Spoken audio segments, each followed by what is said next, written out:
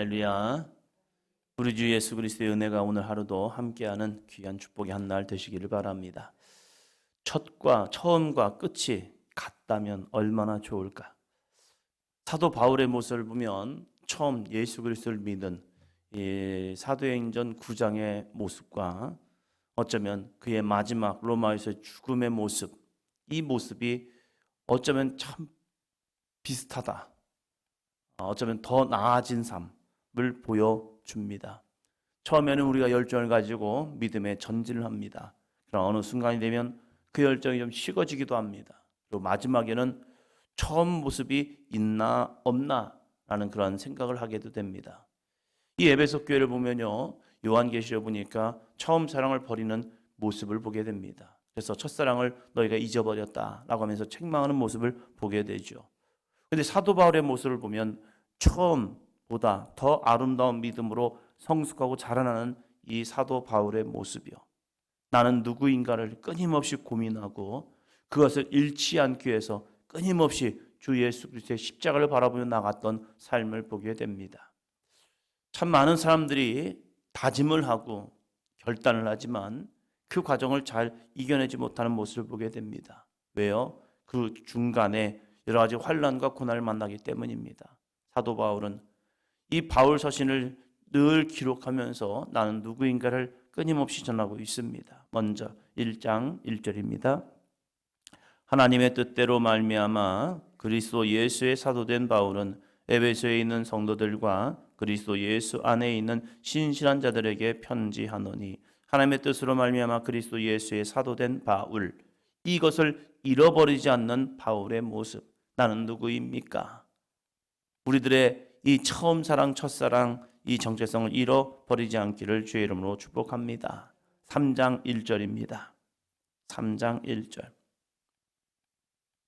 이러므로 그리스도 예수의 일로 너희 이방인을 위하여 갇힌 자 된 나 바울이 말하거니와, 그리스도 예수의 일로 너희 이방인을 위하여 갇힌 자 된 나 바울.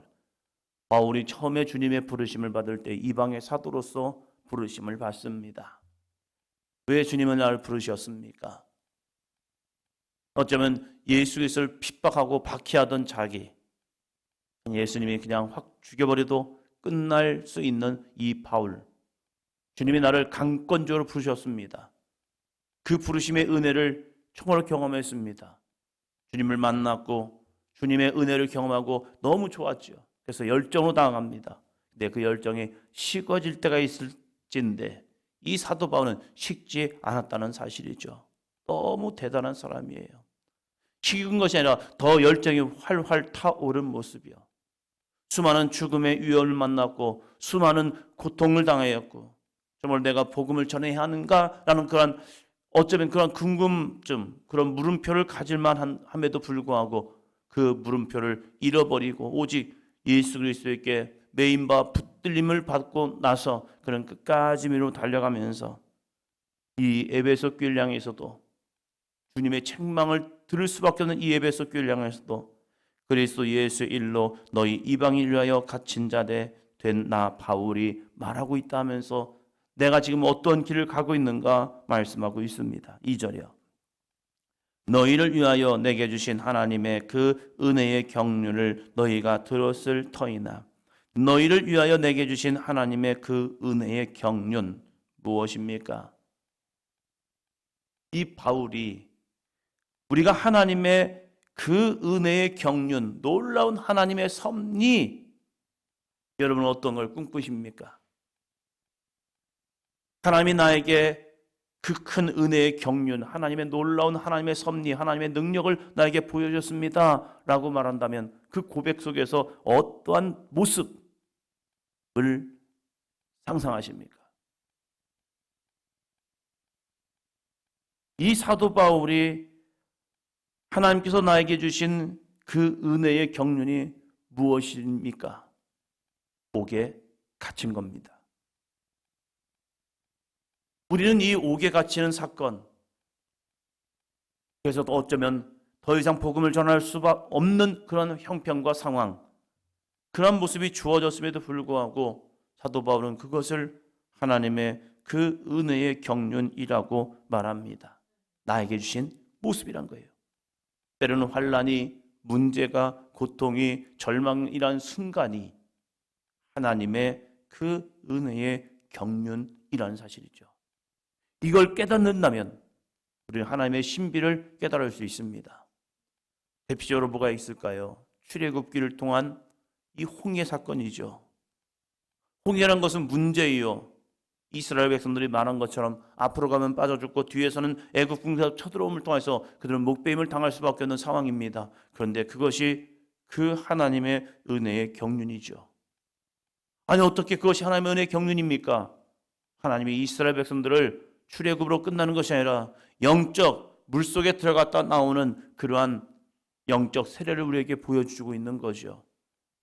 육신의 눈으로 보면은 문제투성이지만 영적인 눈으로 보면 나는 죽고 내 안에 하나님의 능력만이 살아나는 놀라운 신비라는 것이 바로 문제라는 사실이죠. 문제를 통하여서 문제만 본다면 그것은 고통이고 절망입니다. 그러나 문제를 통하여서 하나님의 거룩한 이 은혜의 경륜을 볼 수 있는 믿음의 눈이 열린다면 그것은 하나님이 행하시는 놀라운 역사입니다. 바울이 옥에 갇히는 것이 그냥 감옥, 지하 감옥에 갇히는 것이 아니라 각택연금이라는 그 갇힘이 되어버립니다. 갇혔다라고 하면 모든 것이 할 수 없어라고 말하지만 이 바울의 갇힘은요 또 다른 갇힘이었다는 거예요.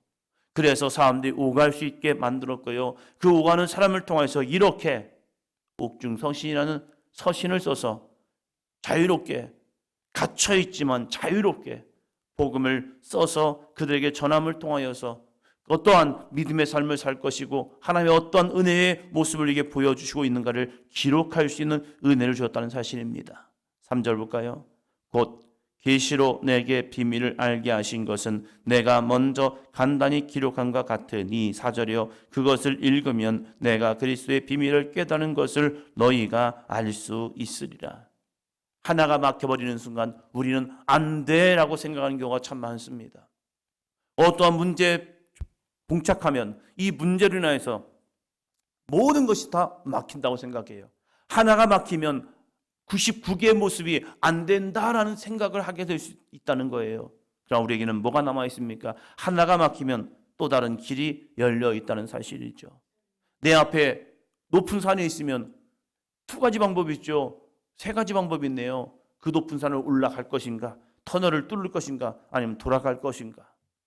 선택하면 됐잖아요. 근데 우리는 그 높은 산이 딱 가리고 있으니까 야, 이 큰 문제가 더 이상 나를 못 가게 만드네? 아니지요.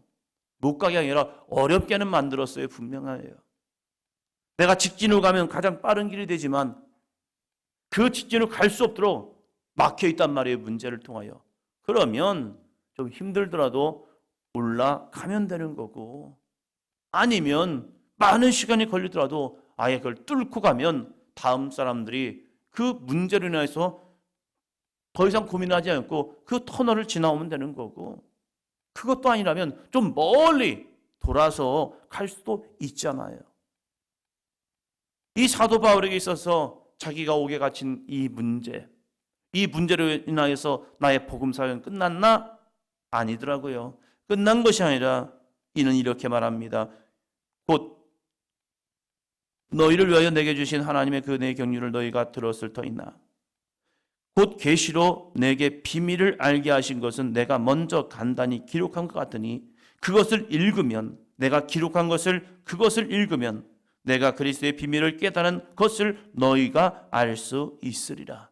전하지 아니해도 내가 가서 육성으로 너에게 말하지 아니해도 내가 기록한 것을 너에게 주었고 그것을 읽으면 내가 그리스도의 비밀을 깨달은 것을 너희가 알 수 있을 것이다. 이걸로도 충분하다는 거예요. 이 서신들을 통해서도 충분하다. 놀라운 것은요. 이 바울이 모든 것을 다 가서 막 전했더라면 바울이 했던 사역은 잊혀질 수 있을 겁니다.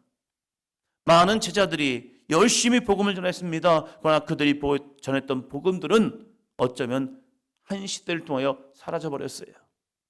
그러나 이러한 서신을 기록했던 사도 바울, 이 바울이 기록한 서신들은요, 우리에게 이 12권이라는 놀라운 이 바울 서신이 우리에게 기록되어져서 지금도 이 말씀을 읽음을 통하여서 우리에게 믿음의 길로 인도하고 있습니다.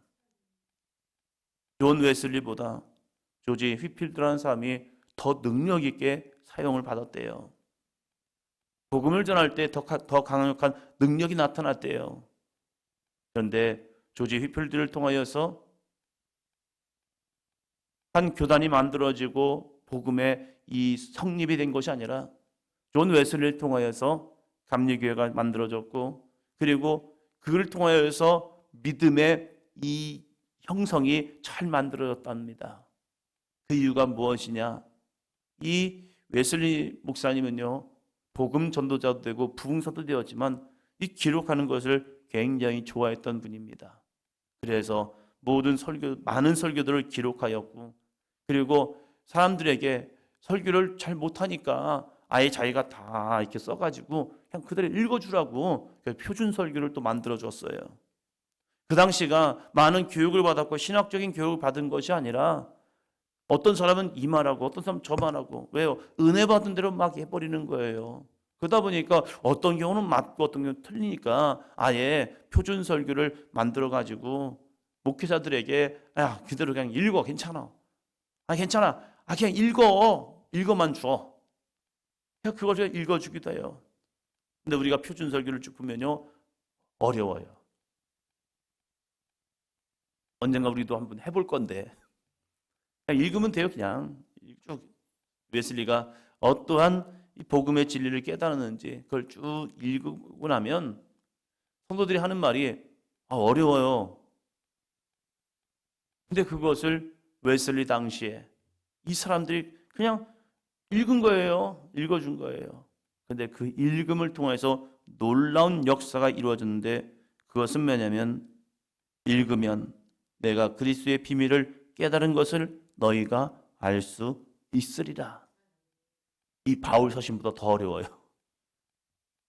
그런데 그 표준 설교를 통해서 영국 땅이 아름답게 변화되었다는 사실입니다. 왜 그럴까요? 5절입니다.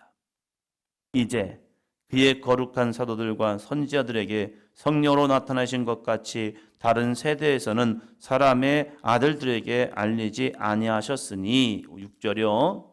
이는 이방인들이 복음으로 말미암아 그리스도 예수 안에서 함께 상속자가 되고 함께 지체가 되고 함께 약속에 참여하는 자가 됨이라. 아멘. 아멘. 그의 거룩하신 사도들과 선지자들에게 성령으로 나타나신 것이 그 다음 세대에서는 사람들의 아들들에게 알리지 아니하셨으니, 이는 이방인들이 복음으로 말미암아 그리스도 예수 안에서 함께 상속자가 되고 함께 지체가 되고 함께 약속에 참여한 자가 되게 하시는 은혜가 주어졌다는 사실이에요. 머리로는 이것이 어렵네, 이해가 잘 안 되네 하는데 성령이 함께함을 통해서 하나님의 아들들, 먼저 구원받은 사람들은 놓쳐버렸지만 이 복음의 능력이 이방인들에게는 그들을 구원하는 능력의 모습이 되었다는 사실입니다. 저들이 이해할 수 있을까? 이해가 됐습니다. 놀라운 신비이죠. 저것을 깨달아? 그런데 복음의 진술을 이방인들이 깨닫게 되는 거예요. 유대인들에게는 가려졌지만 이방인들은 열렸다는 사실입니다. 어떻게 가능하지? 성령의 역사였습니다. 그래서 사도 바울은 이것을 하나님의 구원을 하나님의 선물이다라고 말씀하죠. 7절 봅니다. 이 복음을 위하여 그의 능력이 역사하시는 대로 내게 주신 하나님의 은혜의 선물을 따라 내가 일꾼이 되었노라.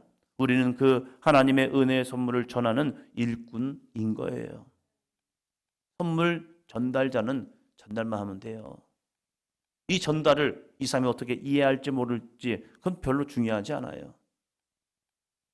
선물을 전달하는 사람은 전달만 하면 돼요. 잘 전달만 하면 돼요. 누군가 저에게 이것을 저 사람이 갖다 주세요 라고 하면 저는 그것을 갖다 주면 돼요.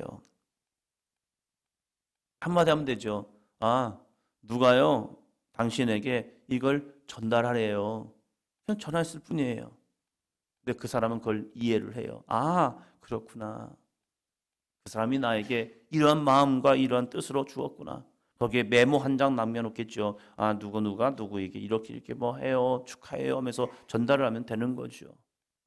이 둘이 어떠한 관계인지는 잘 모르지만, 아, 그렇구나. 이것 때문에 주는 거구나. 전할 뿐이에요. 사도 바울이 이 복음을 전할 때 이방인들이 이것을 이해할 수 있을까?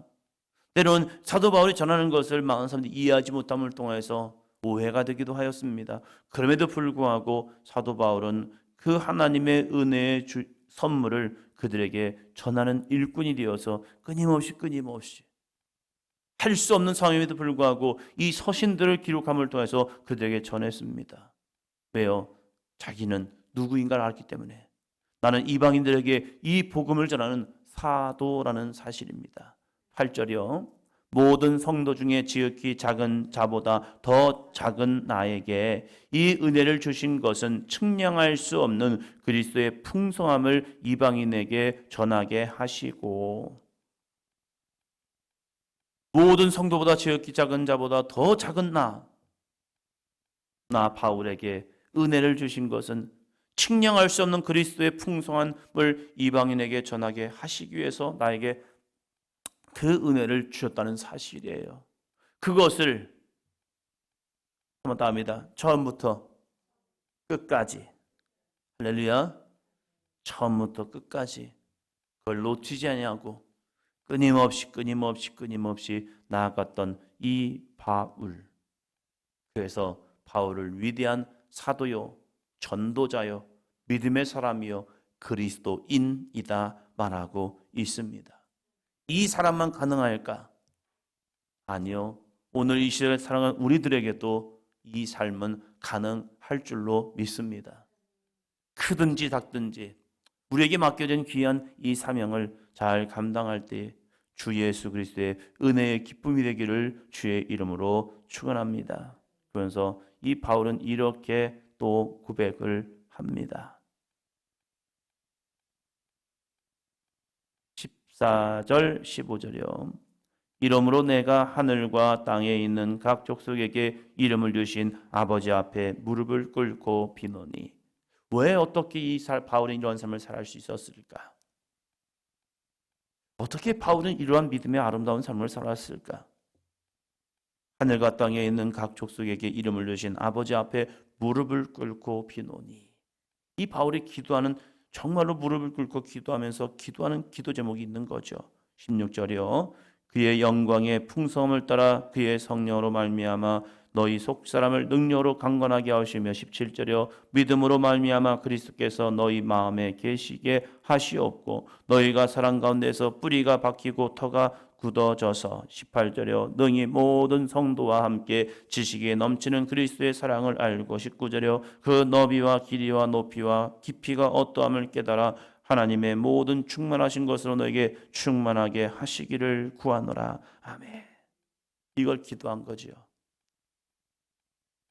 성령이여 그들 가운데 함께하여 주셔서 그 영광의 풍성함을 따라 그의 성령으로 말미암아 그들의 속사람이 능력으로 강건하게 하셔서 이 하나님의 거룩한 신비의 비밀을 깨닫고 그 깨달은 말씀 가운데 그들이 능력 있는 믿음의 삶을 살아가게 도와주셔서 내가 깨닫지 못하는 너비와 길이와 높이와 깊이가 어떠함을 깨달아 하나님의 모든 충만하신 것으로 너희 가운데 충만하기를 기도하는, 그래서 그들이 사도 바울보다 어쩌면 더 큰 위대한 일들을 이루는 능력의 사람들이 되었다는 사실입니다.